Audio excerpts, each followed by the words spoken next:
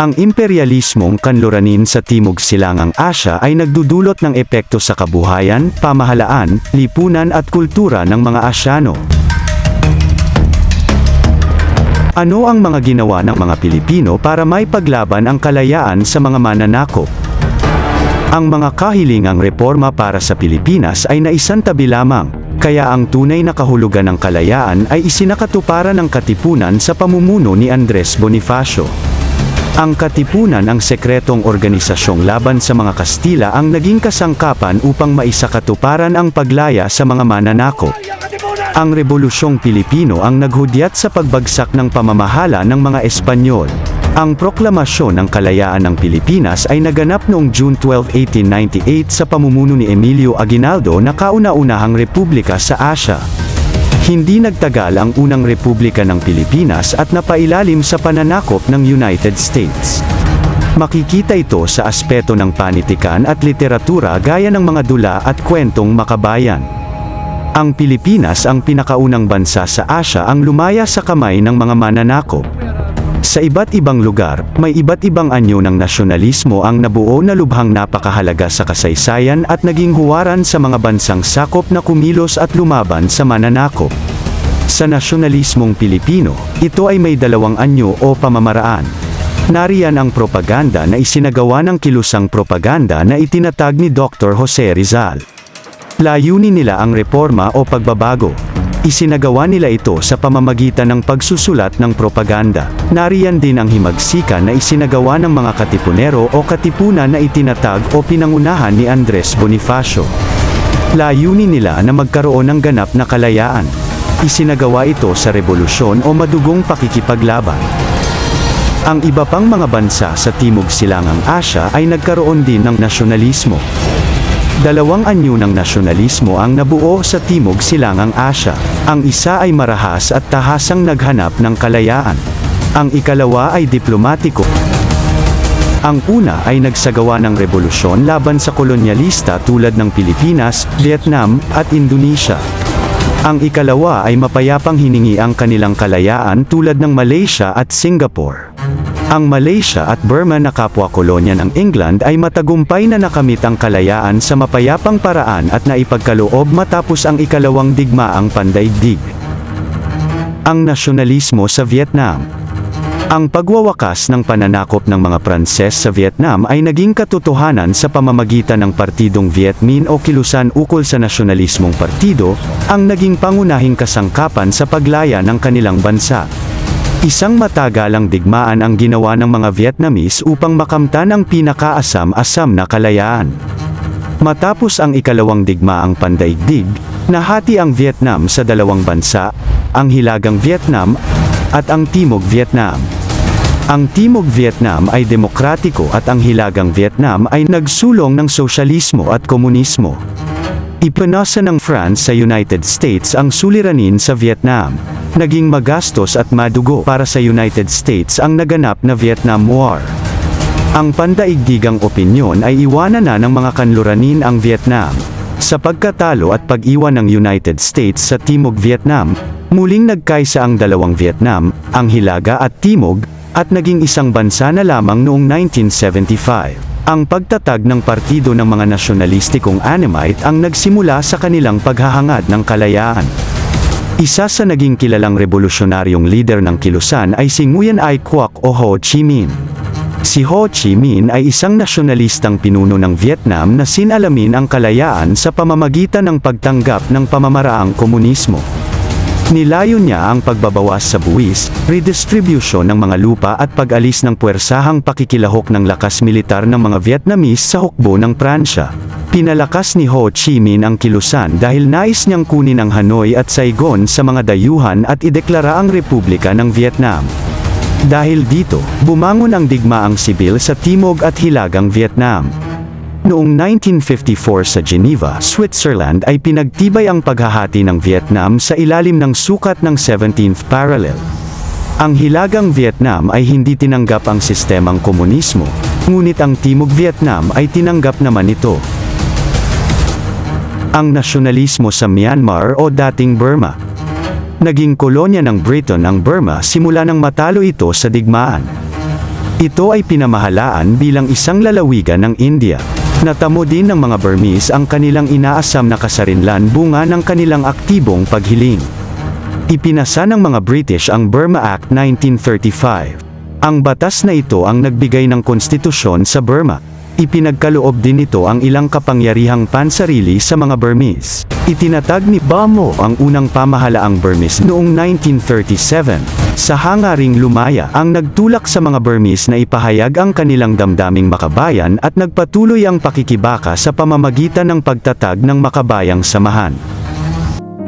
Matapos ang ikatlong digmaang Anglo-Burmese ay ginawang probinsya ng British India ang Burma. 1937 lamang nang muli itong ihiwalay sa India at gawing kolonyang bansa na ang lehislatura ay nasa ilalim ng pamamahala ng Britanya. Sa pagpasok ng ikalawang digmaang pandaigdig ay sinalakay ng mga Hapon ang Burma sa tulong ng mga sinanay ng mga Hapon na Burma Independence Army na naglalayong patalsikin ang mga Ingles sa bansa. Dahil sa naging mapaniil ang mga Hapon, ang Burma Independence Army ay naging Anti-Fascist People's Freedom League na naglalayong patalsikin ang mga Hapon.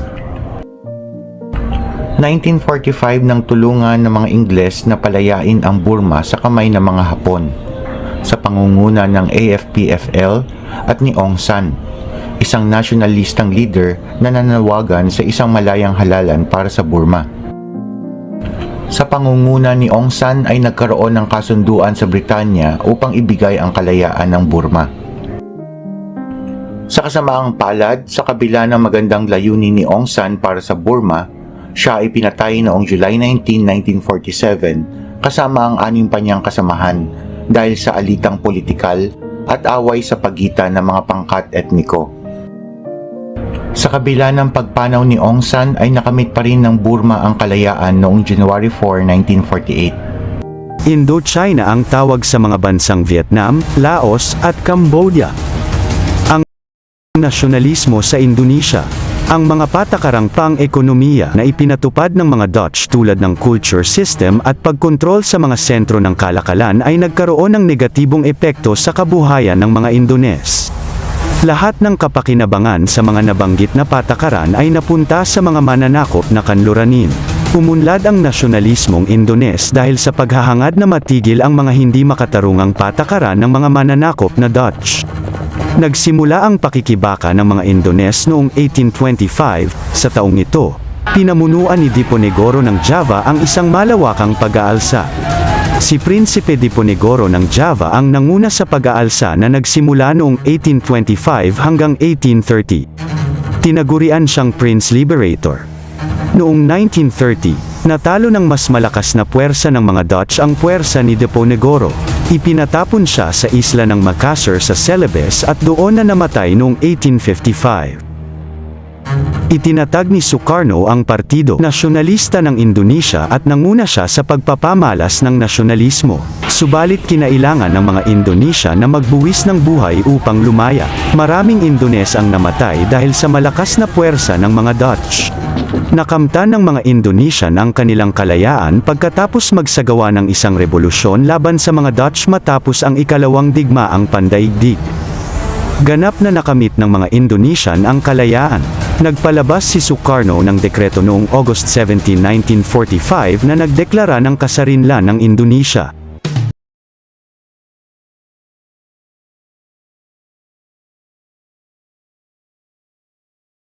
Alam mo ba, ang Singapore ay dating lugmok sa kahirapan 60 years ago. Marami ang walang trabaho, walang bahay at nagugutom.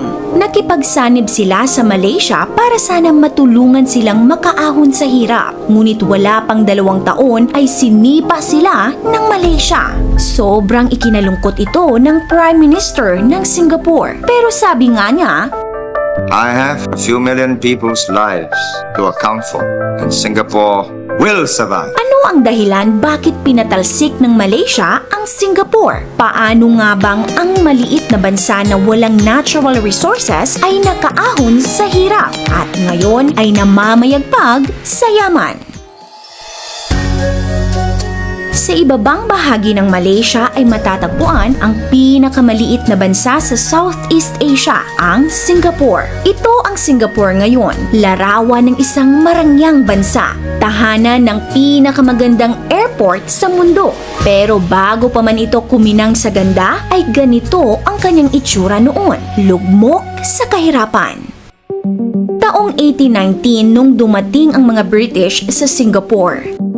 Kahit walang natural resources ang bansa, meron naman itong mahalagang asset, ang kanyang lokasyon. Ang bansa kasi ay nasa sentro ng ruta ng kalakalan na nagkukonekta sa Asia at Europa. Kaya naman naging crown colony ng British Empire ang bansa. Naging maunlad ang Singapore sa kamay ng mga British. Pero nagbago ang lahat nung naganap ang World War II. Natalo ng mga Hapon ang mga British at napasa kamay nito ang Singapore taong 1942. Pero pagdating ng 1945, binomba ng Amerika ang Hiroshima at Nagasaki. Natalo at sumuko ang Japan. Natapos ang World War II at naibalik ang Singapore sa mga British. Pero sa panahong ito ay wasak na wasak ang bansang Singapore dahil sa nangyaring digmaan. Sira ang mga infrastruktura, walang kuryente at sira rin ang mga daungan na siyang pangunahin nilang pinagkakakitaan. Walang trabaho ang mga tao at nagkaroon ng kakulangan sa pagkain. Binigyan ng mga British ang Singapore ng self-government. Kaya taong 1959 ay nahalal bilang kauna-unahang Prime Minister at kinikilala bilang founding father ng Singapore si Lee Kuan Yew at siya ang babago sa takbo ng buhay ng Singapore. Taong 1963 nung nagdeklara ang Singapore ng kalayaan sa mga British. Dahil nga lugmok sa kahirapan ay nakipagsanib sila sa Malaysia taong 1963 para matulungan silang makabangon muli.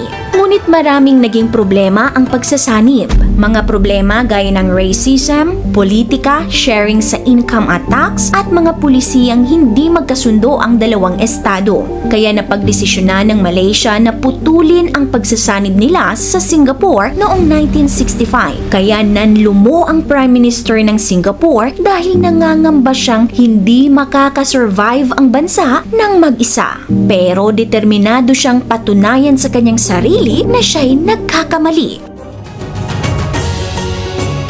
Ngayon, ang Singapore ay tahanan ng 5.64 milyon katao. Puno na ito ng mga napakagandang infrastruktura. Nangunguna na sila sa high-tech manufacturing at sila rin ang nangungunang financial center sa Asia. Ang Singapore ay isa sa tinatawag na 4 Asian Tigers or Dragons, kasama ang Hong Kong, South Korea at Taiwan dahil sa napakabilis na pag-unlad at napakagandang rags to riches story nito.